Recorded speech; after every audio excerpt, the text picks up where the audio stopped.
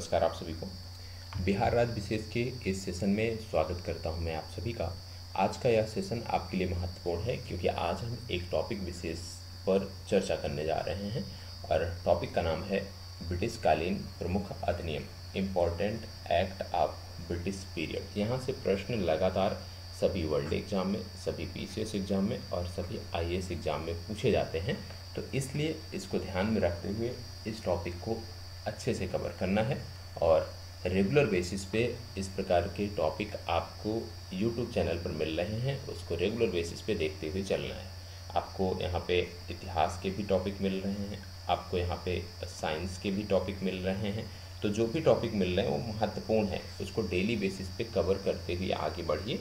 और 10:30 बजे का जो हमारा सेशन होता है, यहाँ पे मूल्यांकन सेशन होता है। यहाँ पे दिन भर का जो आपका रूटीन है उसका हम मूल्यांकन करते हैं कि दिन भर आपने क्या अध्ययन किया है, क्या पढ़ा है। तो 10:30 बजे के इस सेशन से भी आप सभी को जुड़ना अनिवार्य है। ये लाइव सेशन होता है, यहाँ पे दैनिक मूल्यांकन आपका होता है। तो चलिए शुरुआत करते हैं। आज सबसे पहले ब्रिटिशकालीन महत्वपूर्ण अधिनियम में सबसे पहले हम पढ़ेंगे रेगुलेटिंग एक्ट के बारे में। ठीक है, रेगुलेटिंग एक्ट के बारे में देखो यहाँ पे क्या है, एक प्रकार से क्विक रिवीजन आप समझ लीजिए हो रहा है। तो रेगुलेटिंग एक्ट पहले भी आपने पढ़ा होगा। रेगुलेटिंग एक्ट 1773 की यहाँ पे बात हो रही है। रेगुलेटिंग एक्ट 1773 की बात हो रही है और उसी के संदर्भ में हम यहाँ पे चर्चा कर रहे हैं। आपको बता दें कि भारत के संवैधानिक इतिहास में 1773 का ये जो रेगुलेटिंग एक्ट है, ये गवर्नर जनरल वारेन हेस्टिंग्स के काल में पारित हुआ था। सबसे महत्वपूर्ण बात, किसके काल में पारित हुआ था? वारेन हेस्टिंग्स के काल में ये पारित हुआ था। ठीक है, तो ये वारेन हेस्टिंग्स के काल में पारित हुआ था। इस अधिनियम के द्वारा 1773 ईस्वी में क्या किया गया? कलकत्ता उच्च न्यायालय की स्थापना की गई। कलकत्ता में उच्च न्यायालय की स्थापना की गई, ये आपको याद रखने की ज़रूरत है। साथ ही साथ कलकत्ता उच्चतम न्यायालय की स्थापना की गई, जिसको आप सुप्रीम कोर्ट कहते हैं। और इसमें एक मुख्य न्यायाधीश जिनका नाम था सर एलिजा एम्पे तथा 3 अन्य न्यायाधीशों की नियुक्ति की गई, जिनके नाम उतने महत्वपूर्ण नहीं हैं, लेकिन यदि आप आज के संदर्भ में याद करना चाहते हैं तो याद कर सकते हैं। एक का नाम था चेम्बर्स, दूसरे का नाम था लिमेस्टर और तीसरे का नाम था हाइड। ठीक है, तो इन 3 न्यायाधीशों की नियुक्ति की गई। इनके एक मुख्य न्यायाधीश तथा 3 अन्य न्यायाधीशों की नियुक्ति यहाँ पे की गई। उच्चतम न्यायालय के निर्णय के विरुद्ध अपील आप जानते हैं लंदन स्थित प्रिवी काउंसिल में की जा सकती थी। इसके बाद इस अधिनियम के अंतर्गत यदि हम बात करें तो उस समय 2 प्रेसिडेंसी, विशेष रूप से मद्रास प्रेसिडेंसी और बम्बई प्रेसिडेंसी, मद्रास प्रेसिडेंसी और बम्बई प्रेसिडेंसी। मद्रास और बम्बई प्रेसिडेंसियों को कलकत्ता प्रेसिडेंसी के अधीन कर दिया गया। इनको किसके अधीन कर दिया गया? इनको कलकत्ता प्रेसिडेंसी के अधीन कर दिया गया। ये आपको याद रखने की ज़रूरत है। ठीक है, मद्रास और बम्बई प्रेसिडेंसी को कलकत्ता प्रेसिडेंसी के अधीन कर दिया गया। और इसका प्रमुख कौन होता था? इसका प्रमुख होता था गवर्नर जनरल। इसका प्रमुख कौन होता था? इसका प्रमुख होता था गवर्नर जनरल। ठीक है, तो यहाँ पे आपको क्या याद रखना है? यहाँ पे आपको याद रखना है कि रेगुलेटिंग एक्ट 1773 के अंतर्गत किन फैक्टों को याद करना है? रेगुलेटिंग एक्ट 1773 के अंतर्गत याद रखना है कि सबसे पहले इस एक्ट को वारेन हेस्टिंग्स के समय काल में लाया गया और इस अधिनियम के द्वारा सबसे पहले कलकत्ता में उच्चतम न्यायालय की स्थापना की गई, जिसके मुख्य न्यायाधीश बनाए गए सर एलिजा एम्पे और 3 अन्य न्यायाधीश थे, जिनका नाम था चेम्बर्स, लिमेस्टर और हाइड। ये 3 अन्य न्यायाधीश थे। इसके अतिरिक्त और आपको इसमें ध्यान रखना है कि इसी अधिनियम के तहत मद्रास और बम्बई प्रेसिडेंसियों को कलकत्ता प्रेसिडेंसी के अधीन कर दिया गया, जिसका प्रमुख जो है वो गवर्नर जनरल हुआ करता था। अब इसके साथ साथ इसमें और क्या बदलाव हुए? इसमें एक बदलाव यह भी हुआ कि बंगाल में एक प्रशासक मंडल बनाया गया। क्या बनाया गया? बंगाल में एक प्रशासक मंडल बनाया गया। बंगाल में एक प्रशासक मंडल बनाया गया जिसमें गवर्नर जनरल अध्यक्ष के रूप में तथा 4 अन्य सदस्य नियुक्त किए गए। इन सदस्यों को गवर्नर या पार्षद कहा गया। तो कहने का मतलब है कि रेगुलेटिंग एक्ट 1773 में सिर्फ 2 से 3 फैक्ट आपको याद रखने हैं। पहला कि वारेन हेस्टिंग्स के समय काल में लाया गया। दूसरा, कलकत्ता उच्च न्यायालय उच्चतम न्यायालय की स्थापना इसी के अंतर्गत की गई। तीसरा, मद्रास और बम्बई प्रेसिडेंसी को कलकत्ता प्रेसिडेंसी के अधीन जो है ये लाया गया, ये आपको पता होना चाहिए। ठीक है, बम्बई और मद्रास प्रेसिडेंसी को कलकत्ता प्रेसिडेंसी के अधीन कर दिया गया। तो ये 3 चीज़ें आपको याद रखने की ज़रूरत है रेगुलेटिंग एक्ट 1773 के संदर्भ में। आगे बढ़ते हैं। अगला आपका आता है पिट्स इंडिया एक्ट। अगला आपका आता है Pitt's India act 1784। Pitt's India act 1784। Pitt's India act 1784 की जब हम बात करते हैं तो आपको याद रखना है 1773 के रेगुलेटिंग एक्ट में, 1773 का रेगुलेटिंग एक्ट था, इसमें कुछ खामियां थी। ठीक है, 1773 के रेगुलेटिंग एक्ट में जो खामियां थी उनको दूर करने के उद्देश्य से 1784 में एक एक्ट पारित किया गया जिसका नाम रखा गया पिट्स इंडिया एक्ट। इस एक्ट के माध्यम से 6 सदस्यीय नियंत्रण बोर्ड, इस एक्ट के माध्यम से 6 सदस्यीय नियंत्रण बोर्ड की व्यवस्था की गई। पहला क्या किया गया, 6 सदस्यीय नियंत्रण बोर्ड की व्यवस्था की गई और भारत का प्रशासन गवर्नर जनरल और उसकी 3 सदस्यीय परिषद के हाथ में रहेगा, यह भी व्यवस्था की गई। इसके साथ साथ इस एक्ट के द्वारा दोहरे प्रशासन का आरंभ हुआ। क्या हुआ, दोहरे प्रशासन का आरंभ हुआ। इस एक्ट के द्वारा दोहरे प्रशासन का आरंभ हुआ जिसके अंतर्गत पहला board of directors, board of directors, board of directors मतलब व्यापारिक मामलों के लिए। दूसरा, board of control, board of control, और बोर्ड ऑफ कंट्रोल का उद्देश्य क्या था, राजनैतिक मामलों के लिए। ठीक है, तो ये आपको याद रखना है, राजनैतिक मामलों के लिए बोर्ड ऑफ कंट्रोल, और बोर्ड ऑफ डायरेक्टर्स जो है वो व्यापारिक मामलों के लिए बनाया गया। साथ ही साथ भारत स्थित गवर्नर जनरल की नियुक्ति का अधिकार कंपनी के डायरेक्टरों को दे दिया गया। भारत स्थित जो गवर्नर जनरल थे उनका अधिकार, उनकी नियुक्ति का अधिकार कंपनी के जो डायरेक्टर थे उनको दे दिया गया और ब्रिटिश सम्राट की पूर्व अनुमति से यह कार्य ये कर सकते थे। ठीक है, तो इतनी जानकारी आपको होगी कि पिट्स इंडिया एक्ट 1784 के अंतर्गत पहले 6 सदस्यीय नियंत्रण बोर्ड की व्यवस्था की गई। इसके साथ साथ इस एक्ट से दोहरे प्रशासन का आरंभ हुआ जिसमें बोर्ड ऑफ डायरेक्टर्स व्यापारिक मामलों के लिए और बोर्ड ऑफ कंट्रोल राजनीतिक मामलों के लिए इनका गठन किया गया। तो इतनी जानकारी आपको याद रखनी है पिट्स इंडिया एक्ट के संदर्भ में। तीसरा आपका आता है चार्टर अधिनियम 1793। चार्टर अधिनियम 1793। चार्टर अधिनियम 1793।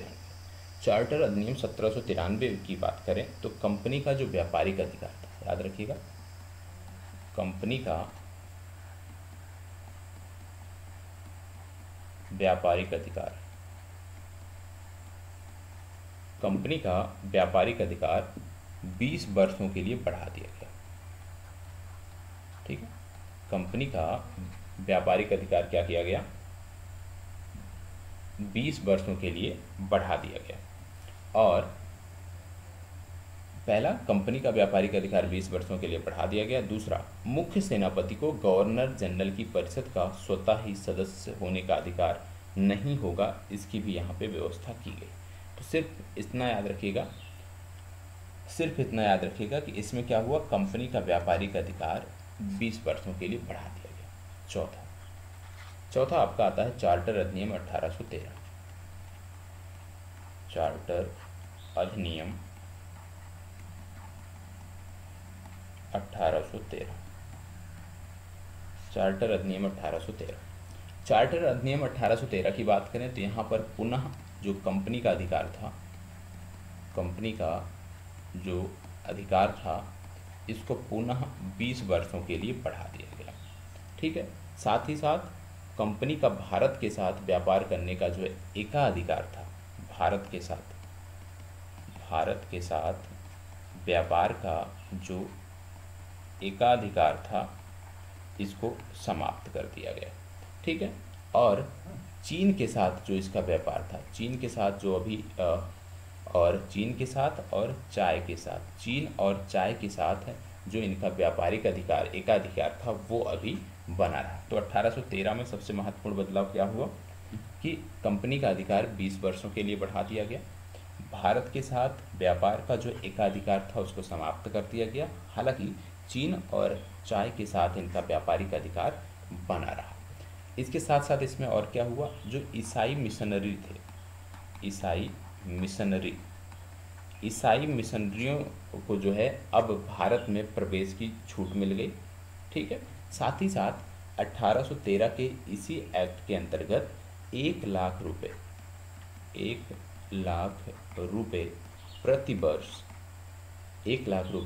प्रति वर्ष अलग रखने का प्रबंध था। क्यों? भारत में साहित्य का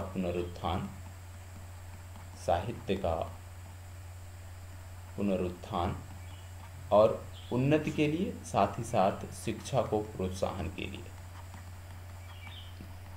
ठीक है। शिक्षा को प्रोत्साहन और साहित्य के पुनरुत्थान के लिए 1 लाख रुपए अलग रखने की व्यवस्था भी इसी अधिनियम के अंतर्गत की गई। तो 1813 का अधिनियम आपने देख लिया कि किन संदर्भों में ये अलग है। 1813 के बाद फिर आगे हम बढ़ते हैं, बात आती है चार्टर अधिनियम 1833 की। चार्टर अधिनियम 1833 की। चार्टर अधिनियम 1833 की जब बात करते हैं तो आपने देखा कि 1793 के चार्टर अधिनियम से लगातार हर बार 20 वर्ष के लिए कंपनी का एकाधिकार बढ़ाया जाता था। तो यहाँ पर भी 20 वर्ष के लिए कंपनी का एकाधिकार, कंपनी का व्यापारिक जो अधिकार था, अधिकार पत्र पुनः बढ़ा दिया गया। ठीक है। लेकिन इसके साथ पिछले में क्या हुआ था, 1813 में भारत के साथ इनका व्यापारिक एकाधिकार समाप्त किया गया था। अब यहाँ पे चाय व चीन के साथ जो इनका व्यापारिक एकाधिकार था, चाय और चीन के साथ जो इनका व्यापारिक एकाधिकार था उसको यहाँ पे समाप्त कर दिया गया। ठीक है। अब इसके साथ साथ और क्या बदलाव हुआ इस अधिनियम के अंतर्गत कि बंगाल के जो गवर्नर जनरल थे, बंगाल के गवर्नर जनरल जो थे उनको अब भारत का गवर्नर जनरल बना दिया गया। इनको क्या कर दिया गया, भारत का गवर्नर जनरल बना दिया गया। तो इस अधिनियम के अंतर्गत, चार्टर अधिनियम 1833 के अंतर्गत बंगाल के गवर्नर जनरल को भारत का गवर्नर जनरल बना दिया गया और भारत के प्रथम governor general Lord William Bentinck थे। कौन था? Lord William Bentinck. ये भारत के प्रथम गवर्नर जनरल थे, ये आपको पता होना चाहिए। इसके साथ साथ आपको बता दें, विधान बनाने के लिए गवर्नर जनरल की 3 सदस्यीय कार्यकारिणी में एक सदस्य की वृद्धि की गई और इस सदस्य को क्या बोला गया? विधि सदस्य बोला गया।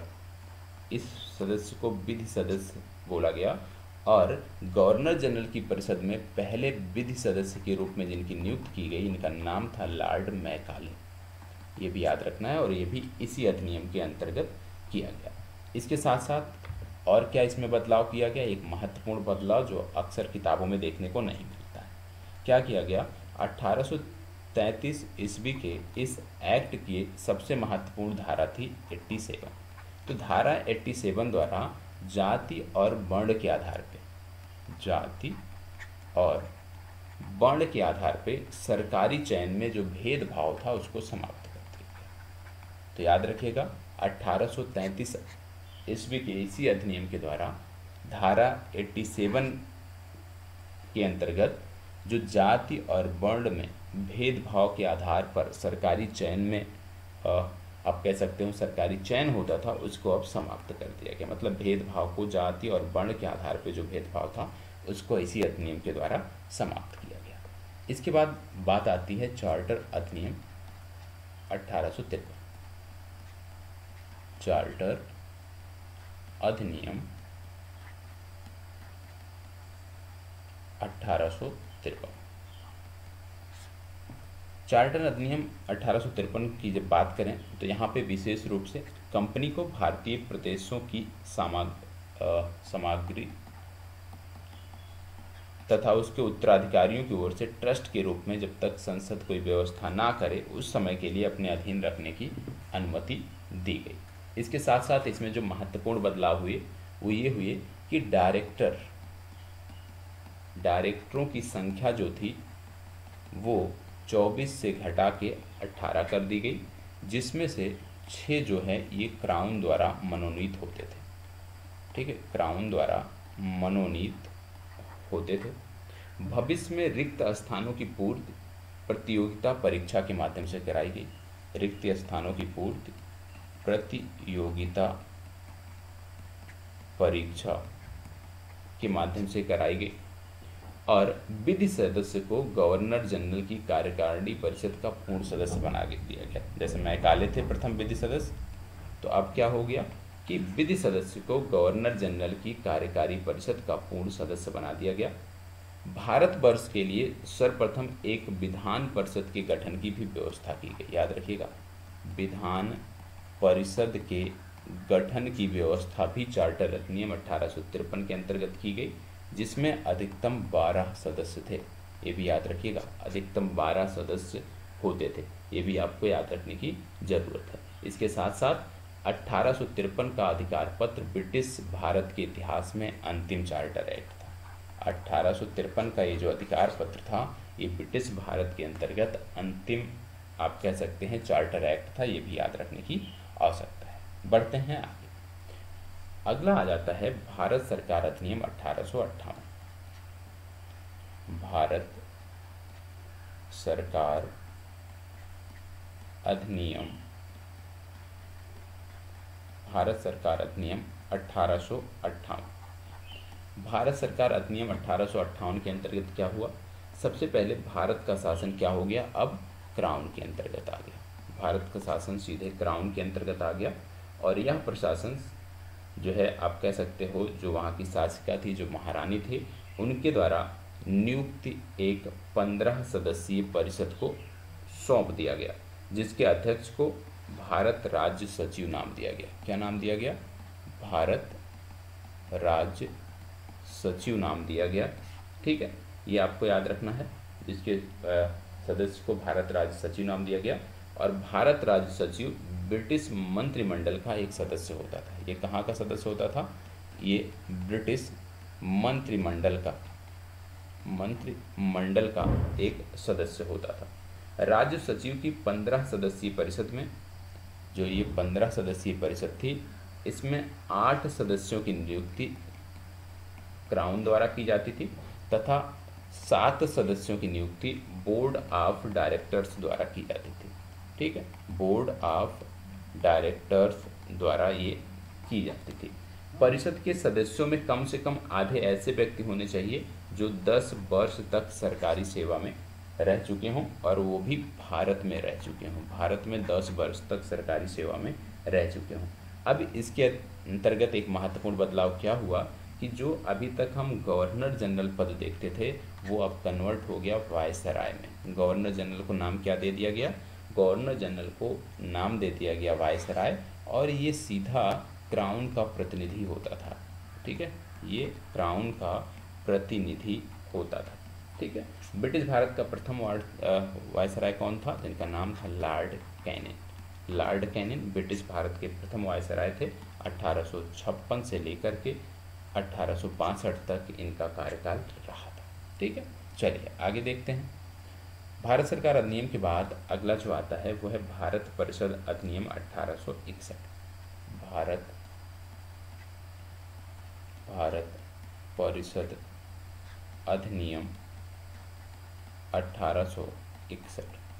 भारत परिषद अधिनियम 1861। आपको बता दें कि ब्रिटिश संसद द्वारा 1861 में भारतीय परिषद अधिनियम पारित किया गया। अब यहाँ पे क्या हुआ कि जो वायसराय थे, वायसराय की कार्यकारिणी परिषद में विधि वेदता सदस्य के रूप में 5वां सदस्य शामिल किया गया। 5वां सदस्य क्या था? विधि वेदता था। 5वां सदस्य विधि वेदता था और इसी के रूप में इसको शामिल किया गया। वायसराय की कार्यकारिणी परिषद को कानून बनाने की शक्ति प्रदान की गई, जिसके तहत लॉर्ड कैनिंग ने एक प्रणाली शुरू की जिसका नाम रखा इन्होंने विभागीय प्रणाली। ठीक है। अब भारतीय परिषद 1861 के अनुसार बम्बई और मद्रास जो प्रांत थे उनको अपने लिए कानून बनाने तथा संशोधन का अधिकार उनको प्राप्त हो गया। ये आपको याद रखने की जरूरत है। ठीक है, चलिए आगे बढ़ते हैं। इसमें बहुत ज़्यादा कुछ था नहीं। अगला आपका आता है भारत परिषद अधिनियम 1892। भारत परिषद अधिनियम 1892। इसमें क्या हुआ? इसमें सबसे पहले आपको देखने को मिलता है कि केंद्रीय और प्रांतीय विधान परिषदों की संख्या में वृद्धि की गई। केंद्रीय विधान परिषद में न्यूनतम 10 और अधिकतम 16 सदस्य निर्धारित किए गए। केंद्रीय विधानमंडल के सदस्यों को वित्तीय विवरण पर अपने विचार प्रकट करने का अधिकार, इसके साथ ही सार्वजनिक हितों के मामलों में उन्हें 6 दिन पूर्व सूचना देकर प्रश्न पूछने का भी अधिकार दे दिया गया, परंतु पूरक प्रश्न पूछने का अधिकार इनको नहीं था। चुनाव पद्धति की शुरुआत करना इस अधिनियम की सबसे बड़ी विशेषता थी। किसकी शुरुआत करना? चुनाव पद्धति। चुनाव पद्धति की शुरुआत इस अधिनियम की सबसे महत्वपूर्ण विशेषता थी। हालांकि इसके लिए निर्वाचन शब्द का प्रयोग नहीं किया गया था। इसके लिए निर्वाचन शब्द का प्रयोग नहीं किया गया था। ठीक है, तो चुनाव पद्धति भारतीय परिषद अधिनियम 1892 के द्वारा शुरू की गई थी। अगला आपका आ जाता है भारतीय परिषद अधिनियम 1909। भारतीय परिषद अधिनियम 1909 या इसी को बोलते हैं मार्ले मिंटो सुधार। मार्ले मिंटो सुधार। ठीक है, भारत परिषद अधिनियम 1909 या मार्ले मिंटो सुधार।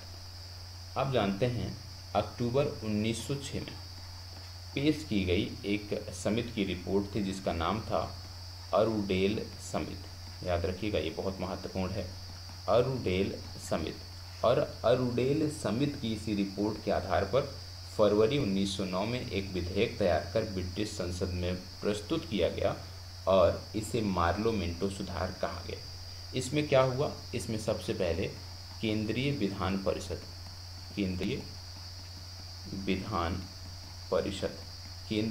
परिषद में जो सदस्य संख्या थी वो बढ़ाकर 69 कर दी गई, जिसके अंतर्गत 37 शासकीय 32 अशासकीय सदस्य थे। ठीक है, 37 शासकीय और 32 अशासकीय सदस्य थे। 32 अशासकीय सदस्यों में 5 गवर्नर जनरल द्वारा मनोनीत किए जाते थे तथा 27 सदस्य थे जो निर्वाचित किए जाते थे। ठीक है, भारत सचिव की परिषद तथा भारत के वायसराय की कार्यकारिणी परिषद में सर्वप्रथम किसी भारतीय सदस्य को इसी अधिनियम के अंतर्गत नियुक्त किया गया। साथ ही साथ गवर्नर जनरल की कार्यकारिणी में प्रथम भारतीय सदस्य के रूप में सत्येंद्र सिन्हा को नियुक्त किया गया। किसको नियुक्त किया गया? सत्येंद्र सिन्हा प्रथम भारतीय सदस्य के रूप में गवर्नर की कार्यकारिणी में नियुक्त किए गए। सभी निर्वाचित सदस्य अप्रत्यक्ष रूप से चुने जाते थे, ये आपको याद रखना है। और पहली बार पृथक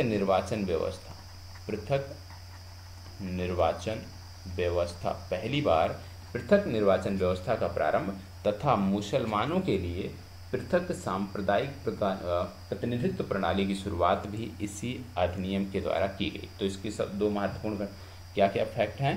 प्रथम निर्वाचन व्यवस्था और मुसलमानों के लिए पृथक सांप्रदायिक प्रतिनिधित्व प्रणाली की शुरुआत इसी अधिनियम के द्वारा की गई। केंद्रीय विधान परिषद में सदस्यों का कार्यकाल 3 वर्ष निश्चित किया गया और चुनाव प्रणाली को 1892 ईस्वी में जिसे केवल परोक्ष रूप से स्वीकार किया गया था, अब उसको विधिवत मान्यता मिल गई।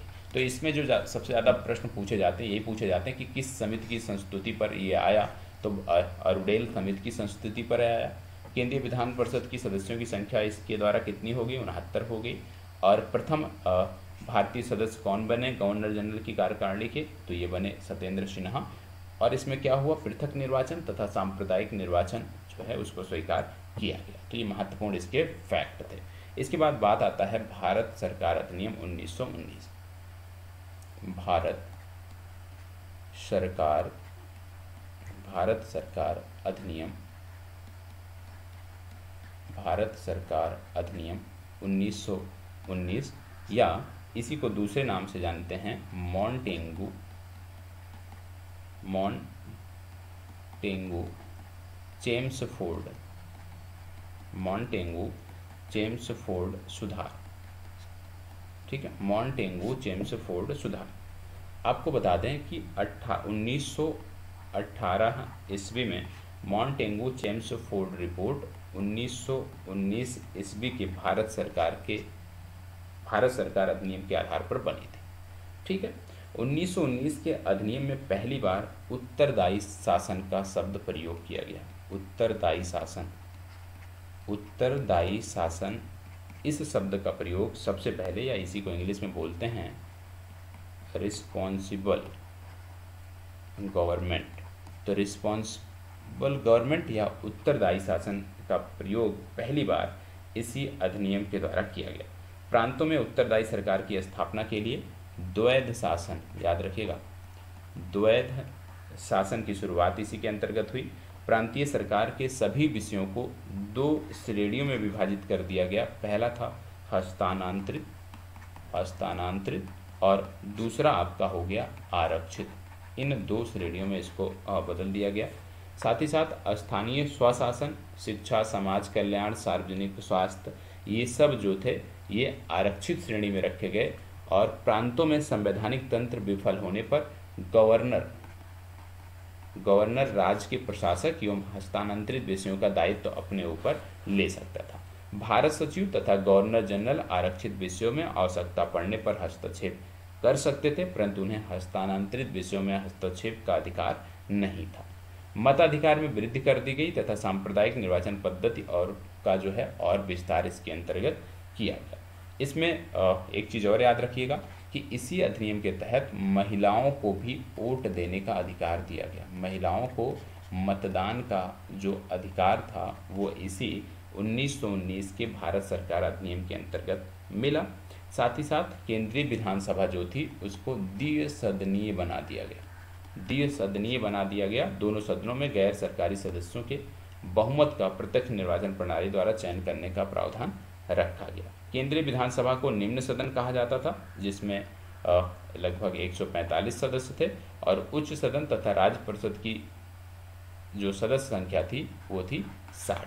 ये आपको याद रखना है। सदस्य अब यहाँ पे क्या था, पूरक प्रश्न पूछ सकते थे, ठीक, अनुपूरक मांगे प्रस्तुत कर सकते थे, स्थगन प्रस्ताव ला सकते थे। लेकिन अभी भी बजट का 75% हिस्सा जो था वो सदस्यों की सहमति के बिना पारित किया जा सकता था। बजट का 75% हिस्सा सदस्यों की सहमति के बिना भी पारित किया जा सकता था। और इसी अधिनियम के तहत भारत में उच्चायुक्त के पद का सृजन हुआ। ठीक है, उच्चायुक्त के पद का जो सृजन था वो इसी अधिनियम के अंतर्गत किया गया। ठीक है, तो इतने सारे फैक्ट थे जिसमें से कुछ महत्वपूर्ण थे जो आपको ध्यान रखने की जरूरत है। आगे बढ़ते हैं तो अगला आता है भारत सरकार अधिनियम 1935। भारत सरकार अधिनियम 1935, ये और भी महत्वपूर्ण है। भारत सरकार अधिनियम 1935 की बात करें तो इस अधिनियम में 14 भाग, 321 धाराएं और 10 अनुसूचियां थी। ठीक है, 14 भाग, 321 धाराएं और 10 अनुसूचियां यहाँ पे देखने को मिलती हैं। इस अधिनियम के 3 प्रमुख भाग थे। पहला, अखिल भारतीय संघ, अखिल भारतीय संघ। दूसरा भाग था संघीय व्यवस्था, संघीय व्यवस्था। और तीसरा भाग यहाँ पे आपको देखने को मिलता है प्रांतीय स्वायत्तता। ठीक है, 3 भाग ये देखने को मिलता है। इस अधिनियम के अनुसार प्रस्तावित संघ ब्रिटिश भारतीय प्रांतों, मुख्य आयुक्त के प्रांतों तथा देशी राज्यों को मिलाकर बनाया जाना था, लेकिन संघ के इस प्रस्ताव का क्रियान्वयन नहीं हो सकता। इसके साथ साथ आपको याद रखना है कि केंद्र में समस्त संविधान का केंद्र बिंदु गवर्नर जनरल होता था और प्रशासन के विषयों को 2 भागों में विभक्त कर दिया था। पहला था संरक्षित विषय, ठीक है, दूसरा था हस्तांतरित विषय। 2 भागों में इनको बांट दिया गया था। संरक्षित विषयों के अंतर्गत कौन कौन से थे? संरक्षित विषयों के अंतर्गत जैसे देख लीजिए विदेशी मामले, रक्षा, जनजातीय क्षेत्र, धार्मिक मामले, ये सभी इसके अंतर्गत आते थे। ठीक है, जिनका प्रशासन गवर्नर जनरल को जो कार्यकारी परिषद होता था उसके सलाह पर करना होता था। और हस्तांतरित विषयों में बात करें तो वो सभी अन्य विषय आते थे जो संरक्षित विषयों में शामिल नहीं किए जाते थे, और इन विषयों का प्रशासन गवर्नर जनरल को मंत्रियों की सलाह से करना होता था। इसके साथ साथ आपको बता दें कि संघीय विधानमंडल अर्थात व्यवस्थापिका का स्वरूप जो है यहाँ पे द्विसदनीय था। उच्च सदन, राज्य परिषद, आप कह लीजिए उच्च सदन, राज्य परिषद, इसमें 1/3 सदस्य प्रत्येक 3 वर्ष के पश्चात चुने जाते थे और इसमें अधिकतम सदस्य संख्या थी 260।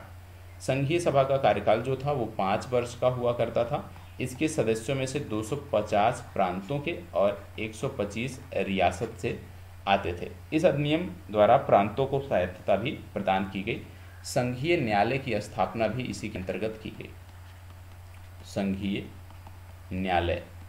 न्यायालय की स्थापना भी इसी के अंतर्गत की गई। इसके साथ साथ आपको याद रखना है कि इस अधिनियम में विषयों को 3 श्रेणियों में बांटा गया। इस अधिनियम में विषयों को 3 श्रेणियों में बांटा गया। पहला था संघ सूची, ठीक है, दूसरा था प्रांतीय सूची और तीसरा था समवर्ती सूची। ठीक है, संघ सूची में यदि हम बात करें तो 59 विषय, प्रांतीय सूची में बात करें तो 54 विषय और समवर्ती सूची में बात करें तो 36 विषय उस समय जो है वो समाहित थे। और एक संघीय लोक सेवा आयोग की स्थापना का प्रावधान भी इसी के अंतर्गत किया गया। इसके बाद अंतिम आ जाता है आपका और महत्वपूर्ण है भारतीय स्वतंत्रता अधिनियम 1947। भारतीय स्वतंत्रता अधिनियम, भारतीय स्वतंत्रता अधिनियम 1947। भारतीय स्वतंत्रता अधिनियम 1947 से जब बात करते हैं तो 4 जुलाई 1947 को ब्रिटिश संसद में प्रस्तुत विधेयक शीघ्र ही आप कह लीजिए 18 जुलाई 1947 को इसके पारित होने के बाद इस पे शाही हस्ताक्षर भी हो गए और इसे भारतीय स्वतंत्रता अधिनियम के नाम से जाना गया। इसके द्वारा भारत और पाकिस्तान पर अंग्रेजी संसद का क्षेत्राधिकार 15 अगस्त 1947 को समाप्त हो गया और 1947 ईस्वी के अधिनियम में भारत का सम्राट जैसे शब्द को हटा दिया गया और इसके साथ ही ब्रिटिश सरकार व भारतीय नरेशों के मध्य हुए अनुबंध, संधि आदि को जो है वो रद्द कर दिया गया। और इसमें एक चीज़ और याद रखिएगा कि ब्रिटिश सरकार को 2 स्वतंत्र डोमिनियन भारत तथा पाकिस्तान में बांट दिया गया, जिनमें भारत की जब हम बात करते हैं तो भारत का governor general Mountbatten, Lord Mountbatten को तथा पाकिस्तान का प्रथम गवर्नर जनरल मोहम्मद अली जिन्ना को बनाया गया। मोहम्मद अली जिन्ना को बनाया गया। सी राजगोपालचारी के बारे में याद रखिएगा। सी राजगोपालचारी ये प्रथम भारतीय थे जिन्होंने स्वाधीन भारत में गवर्नर जनरल का पदभार ग्रहण किया था। ठीक है, अब बात आता है कि जो अधिनियम, विभिन्न अधिनियम जिनके बारे में हमने पढ़ा है, ये किसके समय में पारित किए गए, ये भी अपने आप में महत्वपूर्ण हो जाता है। तो आइए देख लेते हैं। सबसे पहले बात आती है regulating act. Regulating act 1773। Regulating act 1773 की बात करें तो ये वारेन हेस्टिंग्स के समय में पारित किया गया। ठीक है, फिर बात आता है Pitt's India act 1784। Pitt's India act 1784 भी वारेन हेस्टिंग्स के समय काल में पारित किया गया। इसके बाद आता है 1786 ईस्वी का अधिनियम, 1786 ईस्वी का अधिनियम, और ये पारित किया गया कॉर्नवालिस के समय काल में, लॉर्ड कॉर्नवालिस के समय काल में। इसके बाद आता है चार्टर अधिनियम 1793, चार्टर अधिनियम 1793। और चार्टर अधिनियम 1793 की बात करें तो सर जॉन शोर के समय काल में पारित किया गया। फिर बात आता है चार्टर अधिनियम 1813, लॉर्ड मिंटो प्रथम के शासनकाल में पारित किया गया। चार्टर अधिनियम 1833 की बात आती है तो चार्टर अधिनियम 1833 लॉर्ड विलियम बेंटिक के समय काल में पारित किया गया। अगला आता है चार्टर अधिनियम 1853। चार्टर अधिनियम 1853 की बात करें तो चार्टर अधिनियम 1853 लॉर्ड डलहौजी के समय काल में पारित किया गया। ठीक है, इसके बाद आता है भारत सरकार अधिनियम 1858। भारत सरकार अधिनियम 1858। भारत सरकार अधिनियम 1858 की बात करते हैं तो लॉर्ड कैनिन के समय में ये पारित किया गया, लॉर्ड कैनिन के समय में ये पारित किया गया। इसके बाद बात आता है भारत परिषद अधिनियम 1861। भारत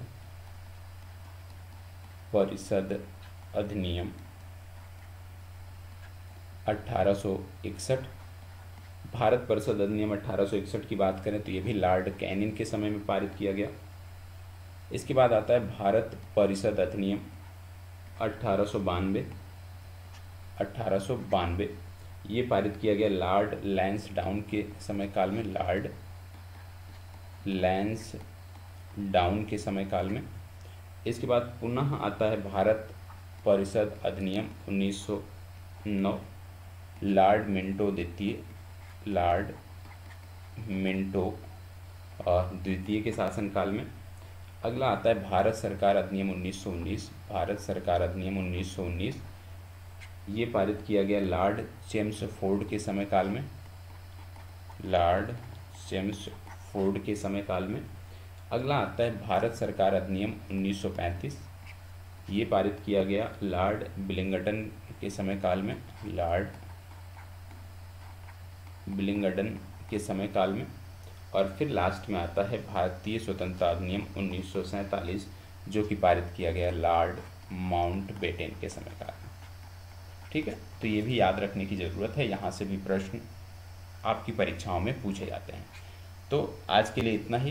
कल हम इसी तरह से हम बात करेंगे विभिन्न प्रशासकों से संबंधित फैक्ट के बारे में। ब्रिटिश भारत के जो प्रशासक रहे हैं, भारत के जो बंगाल के जो गवर्नर जनरल रहे हैं, भारत के जो वायसराय रहे हैं, उनके संदर्भ में क्या फैक्ट हैं वो हम कल के इस सेशन में देखेंगे। आज का इस सेशन कैसा लगा है कमेंट बॉक्स में ज़रूर बताइएगा। धन्यवाद, बहुत बहुत आभार।